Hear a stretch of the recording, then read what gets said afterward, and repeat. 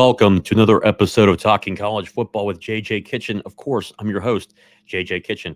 Guys, before we get into the topic of today, breaking news that came in today, and I think that for the majority of us, I think that we kind of saw this coming. There are other candidates out there, but Pat Narduzzi officially hires J.J. Laster, who is currently right now the Old Dominion wide receiver coach of Western Carolina. He really didn't even get to coach a season. He's been there for a couple months.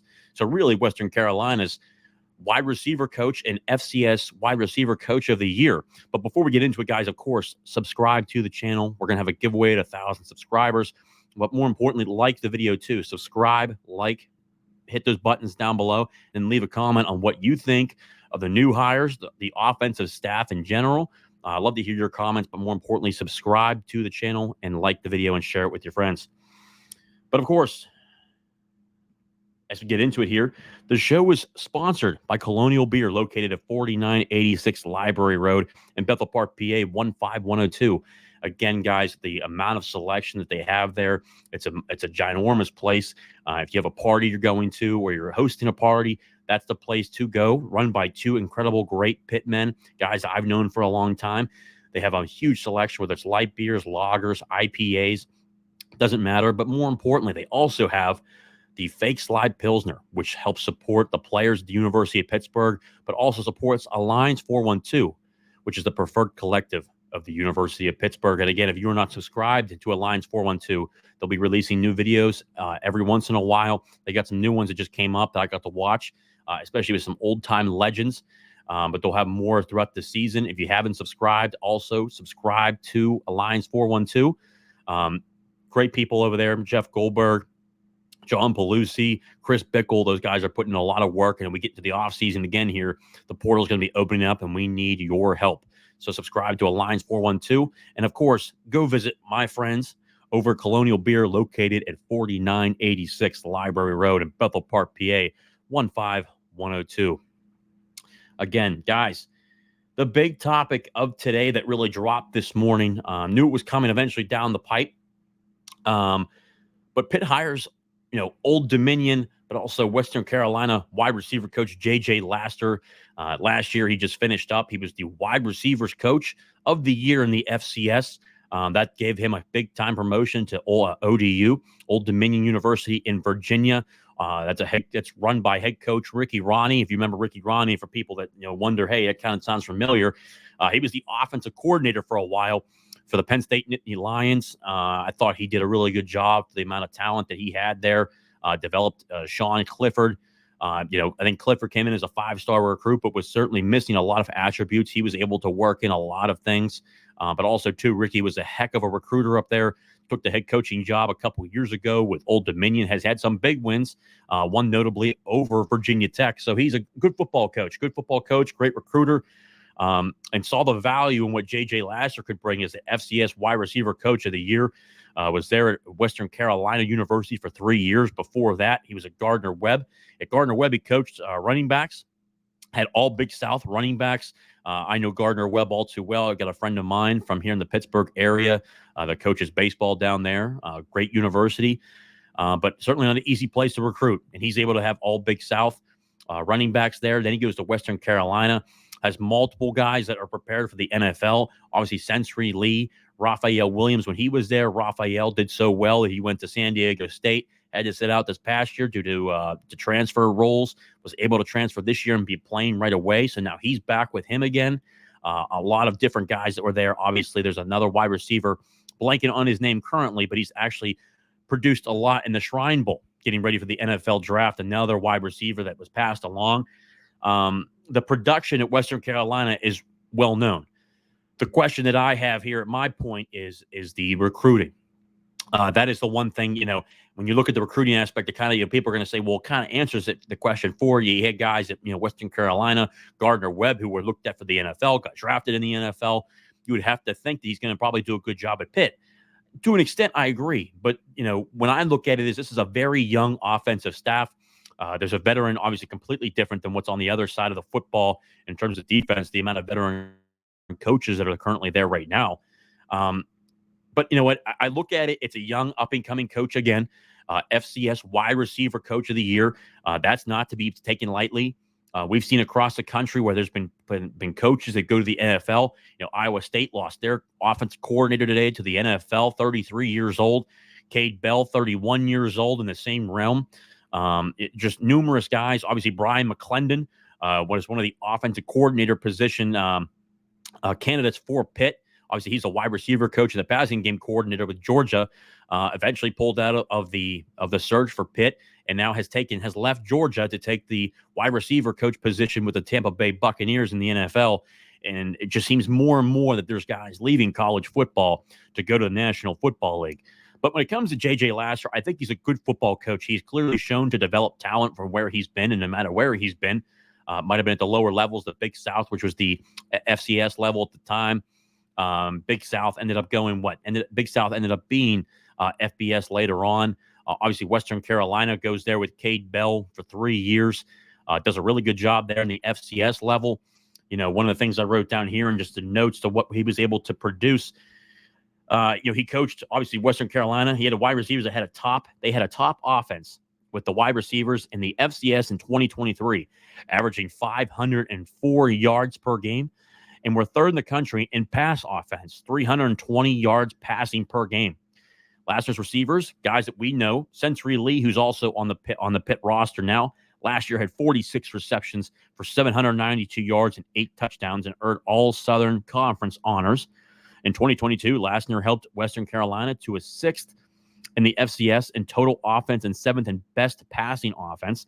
The back-to-back winning seasons by the Catamounts were the program's first consecutive winning seasons since the 2014-2015 season. So when you go into this, you look at a guy that comes in, obviously, Kerwin Bell, who's the head coach at Western Carolina. He was believe it or not, currently in the running. I don't think he's going to get it. I think it's going to be Georgia's running back coach, McGee. Coach McGee is going to be the next head coach at Georgia State, but Kerwin Bell was involved in that. But he's a well-known and a great coach within college football. Brings obviously his son in to be the offensive coordinator for his offense for 3 consecutive years, plus their time at Valdosta State where they won a national title in Division II. You look at this guy. He does a good job. He does develop talent. Talking to players, they do love him from Western Carolina. They were upset to see him leave because he was such a well-liked coach. Does certainly develop. He's aggressive in his terms of his coaching. Another young guy aspect, lots of energy, a guy that loves to coach hard, loves to love his players hard, but coach is just as hard. It's one of those things you have to look at. I think he's done a good job there, but the biggest thing that I look at in terms of what we look at in an offensive staff, I know for a fact that there were great coaches who wanted this position, and there were veteran coaches that wanted this position. You looked at a guy like Lawrence Dawsey. He's down at App State. He was the co-offensive coordinator at Florida State.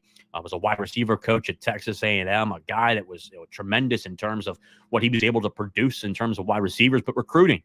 One guy that I also wanted to take a look at was Joe Daly, who was previously at Boston College, was at Kansas for the last 2 years. Obviously knew him from the ACC. A part of, an offensive analyst at Kansas. He coached great wide receivers. One of the big recruits that he got at Boston College was Zay Flowers.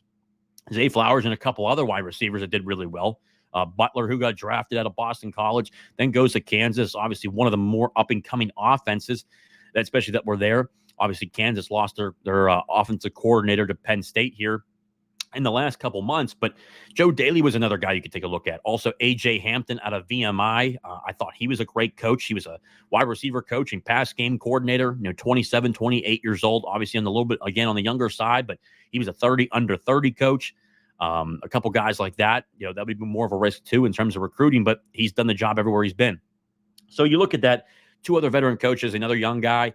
J.J. Laster is a young guy in aspects of terms of age, but he's got a wealth of knowledge in terms of where he's been. He's climbed the ranks extremely fast.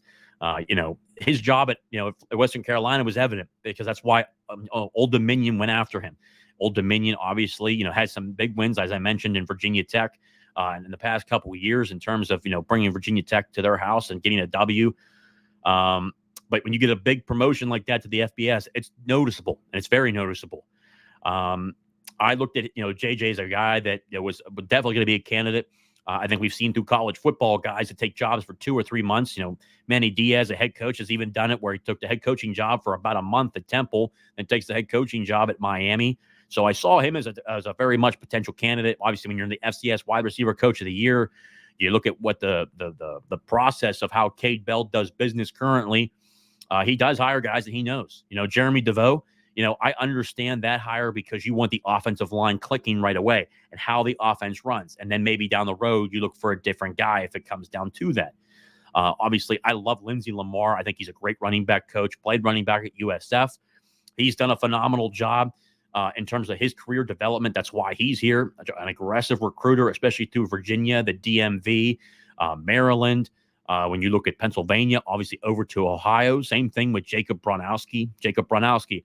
30 under 30, tight end coach, was obviously coached tight ends as an assistant at Tennessee. He was able to recruit and also help develop great tight ends at Tennessee, but also in his time at Miami of Ohio was a special teams coordinator of the year. You can't take those things for lightly, even though they're young guys. And obviously the recruiting aspect of what it looks like in terms of the Power Four, it's just a different level. These guys have all accolades. J.J. Laster, accolades. Jacob Bronowski, accolades. Lindsey Lamar, accolades. Same thing with Jeremy DeVoe in terms of also developing NFL talent. Over 8 NFL linemen that have gone to the National Football League and drafted. These guys have the aspect of development that cannot be questioned. Those guys, those 4 guys, even Cade Bell, in terms of what he is able to do in terms of finding talent from any coach that I've heard from in Florida. I've reached out to a number of different guys, especially that are well-known down there, very well-known names. I won't discuss those names on here because they're well-known and you'd know who they are. They say he's a great recruiter. He's a guy that's able to find talent. And obviously with him going to Jacksonville, he was a guy that played quarterback there, but also too, their ground roots are in Florida. They love speed. They love guys who are fast, intelligent, very good ball players. He's just well-known without Florida. That's Cade Bell's, mantra, and Cade Bell loves to recruit, which is very different than the numerous other offensive coordinators that we've had. I think Mark Whipple did a really good job in 2021, but Mark Whipple didn't really recruit all that well, if at all. That was a very big question mark. But when it comes to this hire, it's good in terms of development. The guy can develop wide receivers, has shown that. I kind of look at this like a Brennan Marion. Brennan Marion obviously was the offensive coordinator, quarterback coach at Howard University. Kind of funny that, comes from Lindsey Lamar, who was also down at Howard University. Brennan Marion goes to Hawaii for 1 year with Todd the Frog Graham. Sorry, I had to throw that out there. Goes there with Todd Graham. Then Brennan Marion leaves to come to the University of Pittsburgh, helps develop Jordan Addison in another route, Tayseer Mack, numerous other receivers that we had on that roster. When you look at the transfer who came in, shorter guy in stature, really good player from Hawaii. I'm drawing a blank on his name. Comes in, helps recruit them. We win an ACC title in 2021. I think Brennan's recruiting was a little questionable. He recruited a couple 4-star guys that ended up being 4 stars. But, when you look at a guy like, you looked at, he's a wide receiver that just hit the portal. Drawing a blank on his name. You guys would remember him though. From Buffalo, New York. He hit the portal. Addison Copeland, that's his name. Addison Copeland III. He hit the portal. Wish him the best, but was not a Power 5 player. Chade Nwoku. He's a guy right now looking for opportunity. He's fallen on the depth chart. Obviously a very speedster track player, a guy who had a number of different carries last year, especially with jet sweeps to get out in the open. But there's questionable marks to where can he get actual time on the football field as a wide receiver? That was a questionable one. So, I think Brennan Marion was in terms of development. Brennan Marion was great. And that's why players loved him. The recruiting aspect was a question mark. In this aspect, again, I see a guy, J.J. Laster, who is a great developer of talent. So the question mark is do they know, okay, he recruited a Sensory Lee. He recruited a Raphael Poppy Williams. Those guys he's recruited. Desmond Reed's been a part of that group. Desmond Reed did a great job at the FCS level, comes now to FBS, a powerful runner, a guy with speed. If you notice, all 4 of these guys, they all got speed. That's what they all have, which I think what Pitt needs, and I think it's going to be good for them. The questionable mark that I have is this is the Power 4. It's big boy football. You got to recruit at a certain level. You can't take guys that are all 5'9", 5'10", 5'11". You need some big guys. When you look at guys like Kenny Johnson, who are 6'1", 6'2", Kanate Mumfield at the 6', 6'1" position, Dejon Reynolds, in the 5'11", 6-footer, bigger guys like that. You can't go with always the 5'9" or the 5'10" guys or the 5'8". You need guys that are big that can play in this certain level. But also, too, recruiting. You got to know exactly what this looks like. And I think just, while I consider this not a great hire, but a good hire, because, he does have the accolades for it. We have to admit that. But the aspect is recruiting. That's where my question mark is. And it really is kind of for this whole staff at this point. In terms of the offensive side of the football, we know we're going to get at Archie Collins. We know we're going to get at Corey Sanders. Two guys that are elite level recruiters that bring in great talent, that come in and play well at a high level. Same thing with Ryan Manilak. He's brought in 4-star players.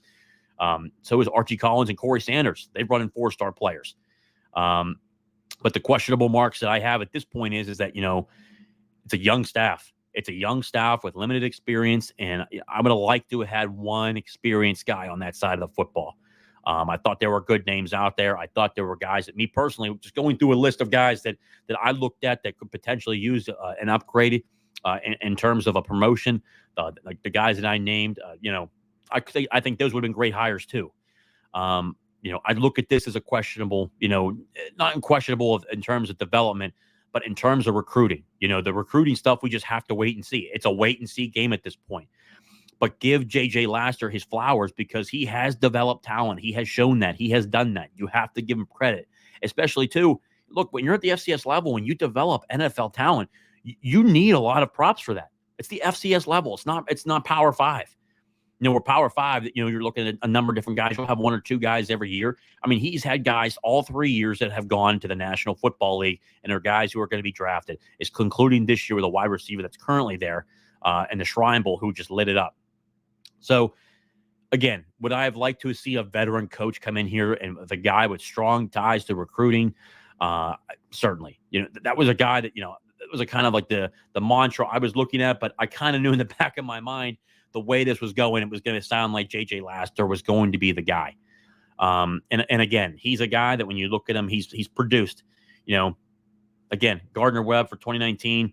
And he coached running backs and tight ends at that position, in his time there at Gardner Webb. So he can coach. He can develop. And I want Pitt fans to understand that. He can coach and he can develop. He has shown that.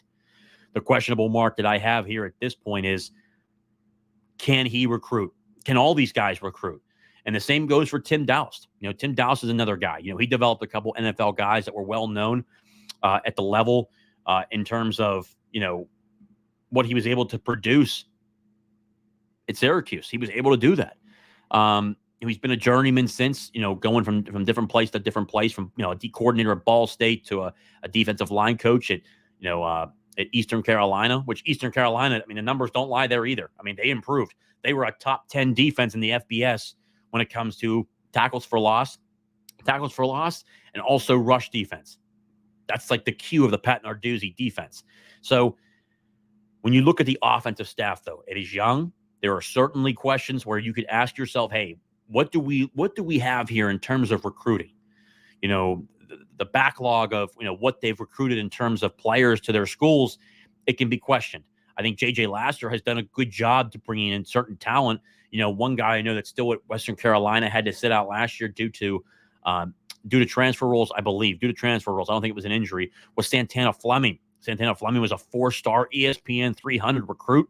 He's down there. He'll play this year. I wouldn't be shocked if he's a guy that just sprouts again this year and comes back to the FBS level. They do have an eye for talent. They can find it. It might not look good on paper, but if you look at the quarterbacks right now that Cade Bell's recruiting, most of them are 4 stars. 4 stars or high 3 stars. He's going after elite level talent. I think these guys need an ability to, giving them props and giving them a time to see, hey, what do we recruit? At least look at one recruiting class before we just start slicing and dicing. I saw, one of the nut jobs from Penn State. He runs that Pitt My Pants account or whatever. Like, when you see a guy like that, who's complaining about the staff, it's just like, dude, go look at your staff you put together. That's great. You've got some big names on there, but you can't win the big game. You get absolutely just slaughtered by Michigan, and Ohio State every year, and then you'll lose to Illinois in 7 overtimes because you can't score. So look at your offensive staff and how bad it is. But all I see here is a bunch of young guys who can produce, and I think there are up-and-coming coaches because they've had those accolades. They have the awards. Jacob Bronowski has the award, 30 under 30. Then you have Lindsey Lamar. He was a 30 under 30 guy. Plus now you have J.J. Laster, FCS wide receiver coach of the year, 30 under 30. You're looking at guys that are not just middle of the road, middle producers. These guys develop talent, and they found talent that fits their system. And I think that one thing that really stands out to me too is, and I've talked about this before, Caleb DeBoer, obviously the former offensive coordinator at Washington, who is now the head coach at Alabama, talked about to the media when he was hired is that I need to allow my coordinators to bring in the guys that they want. Because if you don't have complete buy-in to the system and you have a guy that's maybe wavering, hey, this is like that FCS stuff where, he's not completely bought in, it hurts the system overall. I think it kind of dealt the hand to, Frank Signetti too, which, again, his scheme was not very good. But I'm willing to bet there's a bunch of, a number of different offensive staffers that weren't bought in. You want guys that are completely bought in. You look at this offensive staff now, they're brought on board, not by Pat Narduzzi, but by Cade Bell. Pat Narduzzi met these guys to sign off on it, but these are Cade Bell's hires. I think we can sit here and say that today. You look at the offensive staff, Cade Bell put this together. He feels comfortable that these guys are completely 100% bought on board, and he believes in the system, and he believes in these guys that can recruit. Talk to numerous people within the Florida market in terms of the coaches, especially high school coaches that I know, especially down in Miami, who, where, in high school, I was able to have a go down there, work with NFL players. It was a great experience. Got to meet numerous head coaches in between college, high school, you name it. That's where a lot of my stuff comes from. And they all say Cade Bell can find talent and that his offense is for real. We're going to find out if it is for real coming this fall. But anybody that I've talked to says, look, the guy can coach and he should be at the Power 5 level. That's now. And I think at Cade's age, people can say, well, he's 31 years old. Iowa State had a 33. They hired him at 30 years old. When 2-3 years there, was able to produce at a certain level where they were able to put up points. Now he's going to the National Football League. I just think it's the route to go. I think that we've exhausted the options of older, experienced coaches, assistant coaches. Would you have liked to have one on there like myself? Yes. But you know what, though? I can't complain as much because these young guys have the energy, but more importantly, are building themselves up. They have connections within the industry. I know that for a fact. These guys are up-and-coming coaches with accolades of 30 under 30, FCS Coach of the Year, Special Teams Coordinator of the Year. We're not taking duds. We're taking guys that actually have product on the field of what's been noticed and that the coaching community sees. I can tell you that Georgia, for instance, was very much hard looking at Jacob Bronowski about a year ago to bring him in. But they didn't because they had a guy on staff that they said, hey, look, he's the same age. Why not bring the same guy up? That's fine. But Jacob Bronowski was being looked at Power 5 programs. We're lucky to have him. From what I've heard, it'll probably be a year or two, and then we're going to have to pay up to keep him. That's how good of a coach he is. I'm just telling you, it's okay as a Pitt fan to say, hey, I've got question marks about this staff being so young and recruiting. But the one thing that we do know, they can develop talent. And we have talent on this football team. I've talked to numerous coaches between the Big 12, the ACC, the Big 10. It's noticeable, especially, too, with some of our opponents that we have on the schedule. We have talent here. It just wasn't utilized very good. And we had bad quarterback play last year. Djokovic just was not the answer. Christian Bayer, I think he throws a pretty football, but he's got to get better in terms of not turning the ball over. And then Nate Yarnell being more consistent as always.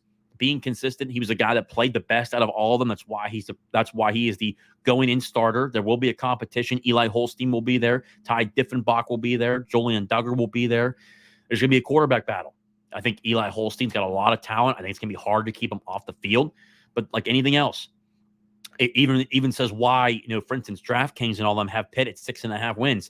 There's a lot of unknowns, so much turnover in terms of coaching. And there's okay to have question marks. I think it's good to have question marks upon this staff because they're so young at the limited sample size, but the sample size we have says they produce.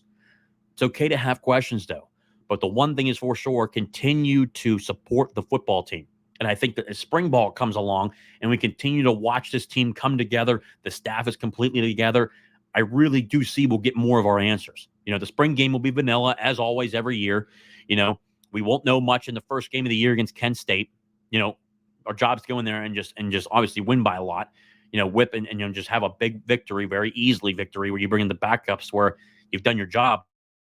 But week two, we'll find out what kind of football team we're going to have at Cincinnati. And then week 3 with the backyard brawl.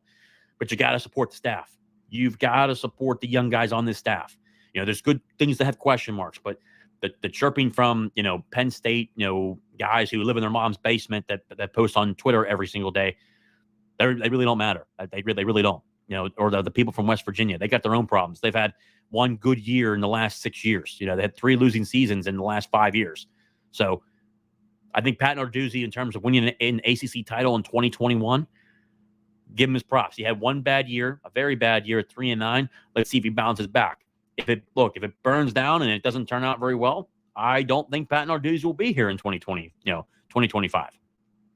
Just how it works. We're in college football. It's how the business works. But guys, as always, again, please subscribe to the channel. Let me know your thoughts. One, what do you think about the hires overall? Okay, so one, overall, what do you think of J.J. Laster? What do you think he's going to be able to do? What are some of the question marks that you have? Obviously, some of the questions, and I'll be able to answer them. But more importantly, our next Sunday conversation next week, we'll certainly have that conversation. But I want to be able to hear from you. Let me know your thoughts of what you think. But more importantly, what did I miss? What are some of your concerns? And again, I am beyond grateful for each and every one of you. We're almost to 1,000. We need roughly almost 70 subscribers. That's it. Again, I'm hoping that Pitt Panther Fanatics on Facebook steps up, get some more subscribers from there. Pitt Family for Life. We're almost there. And we're going to have a giveaway, probably more than one giveaway on the 1,000 mark, because I got some stuff to give away. So we'll be able to do that. But again, subscribe to the channel, like, share it with your friends, let them know, and let's get some other opinions in here. But again, as always, guys, always now and forever, hail to Pitt.